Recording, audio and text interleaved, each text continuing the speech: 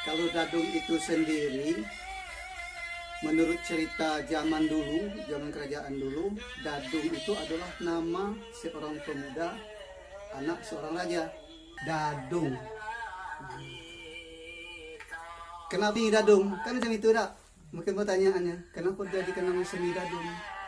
Nah, Dadung ini waktu itu dia ada melaksanakan pesta. Waktu zaman itu kan tidak ada yang namanya musik-musik itu tidak ada. Nah zaman-zaman dulu tuh orang-orang tua tuh hanya mainkan benda ini. Ini namanya panjang. Nah, ini kan ada cangkuknya. Nah tuh. Nah, jadi oleh orang-orang tua zaman dulu, karena tidak ada hiburan segala macam, mainkan inilah. Jadi berkembang, maju, walaupun hiburan tidak ada, ini berkembang pesat kan, dijadikan hiburan waktu itu. Jadi nama Dadung itu lengket. Nah, ngapo ditambah dengan B, Bedadung. Nah, ngapo ditambah dengan Bedadung? Karena kita akan main, yuk kita bedadung. Nah, yuk kita bedadung. Kata awalnya kan pergi. Kalau kita sudah mau berangkat, ayo kita pergi. Nah kayak gitulah kira-kira kan sambungnya. Nah itu tadi kan kalau Dadung itu ada syair itu kan ada beberapa macam itu kan. Kalau itu tadi kan tuh syair Dadung cukup.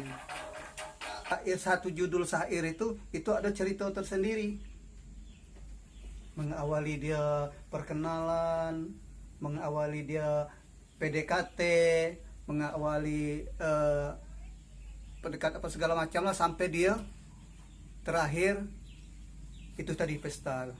Itulah cerita dari syair-syair, ada 6 macam apa 5 macam itu syairnya judulnya.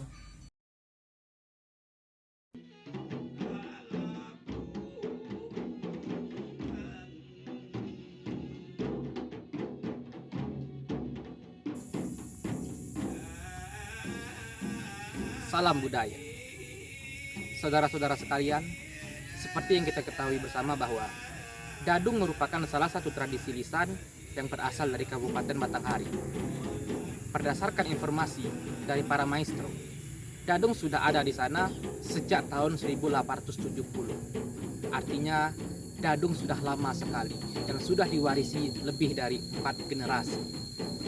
Pada zaman dahulu, masyarakat yang hendak melaksanakan pesta malam harinya masak bersama-sama sehingga terjalin kekeluargaan di antara mereka. Karena masak bersama-sama itu dibutuhkanlah sarana hiburan, maka di sana dimainkanlah tradisi dadung atau masyarakat setempat menyebutnya sebagai bedadung. Dadung sendiri dimainkan di atas pentas yang agak tinggi.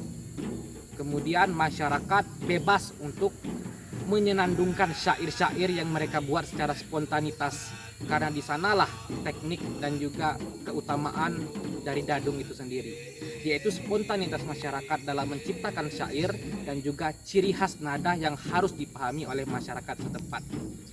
Dadung dimainkan mulai pukul 8 malam hingga 4 pagi menjelang subuh.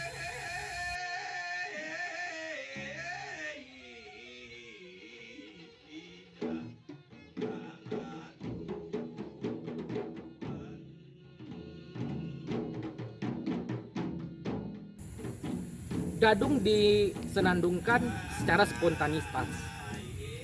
Pada saat permainan dadung digelar, masyarakat yang ingin mengikuti permainan dadung secara spontan pergi ke atas panggung dan menyenandungkan syair-syair yang dia buat.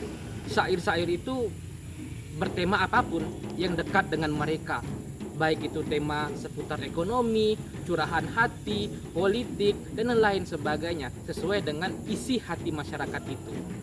Maka pada perkembangannya, ketika dadung berkembang dan juga banyak masyarakat menyukainya, masyarakat tidak hanya piawai untuk bermain alat musik atau bermain rebana siam saja, tetapi masyarakat piawai juga untuk menyenandungkan syair-syair sesuai dengan nada yang menjadi ciri khas dadung itu sendiri. Bayangkan betapa menariknya tradisi lisan ini, kearifan lokal ini ketika masa perkembangannya dulu yang dicintai oleh masyarakat. Namun sayangnya sahabat budaya sekalian, bahwa selama lebih 40 tahun ini dadung seperti mati suri. Berdasarkan informasi yang didapat dari para maestro, perkembangan teknologi membuat dadung semakin tertinggal. Karena apa? Karena sarana hiburan semakin berkembang, seperti organ tunggal dan lain sebagainya. Sehingga dadung menjadi mati suri kurang lebih selama 40 tahun. Dan pada tahun 2020, dadung dijadikan sebagai warisan budaya tak benda oleh Ditjen Kebudayaan Kemendikbudristek. Lantas, apa yang dilakukan setelah itu? Apakah dadung hanya sebatas penetapan sebagai warisan budaya tak benda saja? Tentu saja tidak. Dadung tidak hanya sebatas ditetapkan sebagai warisan budaya tak benda saja, tetapi perlunya inovasi-inovasi dan juga tindakan, tidak hanya dari para maestro, tetapi juga dari para masyarakat, khususnya masyarakat Matahari, untuk mengembangkan dadung itu sendiri.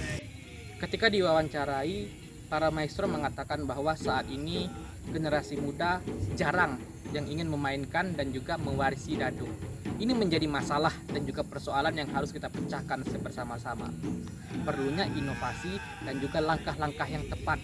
Perlunya kolaborasi antara pemerintah dan juga masyarakat, dan tentunya tidak lupa para maestro. Berdasarkan alasan itulah kami berinisiatif untuk membuat kegiatan yang bertujuan untuk melestarikan tradisi dadung itu, sehingga dadung kembali menuju masa kejayaannya. Kegiatan itu bernama Festival Dadung Regenerasi Tradisi Lamo. Kegiatan itu dimulai dari pembuatan film seputar pembelajaran dadung sehingga bisa diakses oleh seluruh masyarakat.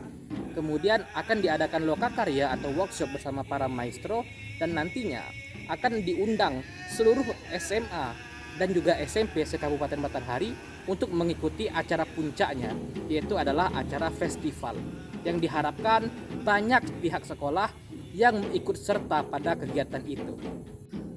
Kami berharap Ditjen Kebudayaan Kemendikbudristek mau membantu dan menyokong kami lewat kegiatan festival dadung ini, sehingga nantinya tradisi kearifan lokal dadung atau yang bisa disebut sebagai bedadung bisa mencapai kejayaannya kembali. Dan saya yakin dadung tidaklah menghambat globalisasi, tidaklah menghambat perkembangan zaman, tetapi dadung bisa mengikuti zaman, dan dadung bisa menjadi tradisi yang dicintai di tengah masyarakat. Saya Nafri Dwi Boy, terima kasih.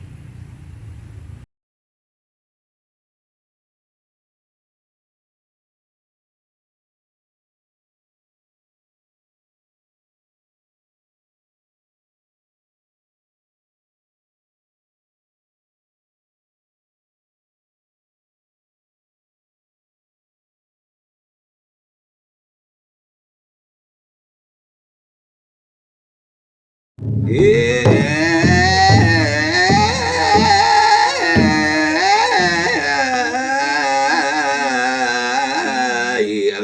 jangan di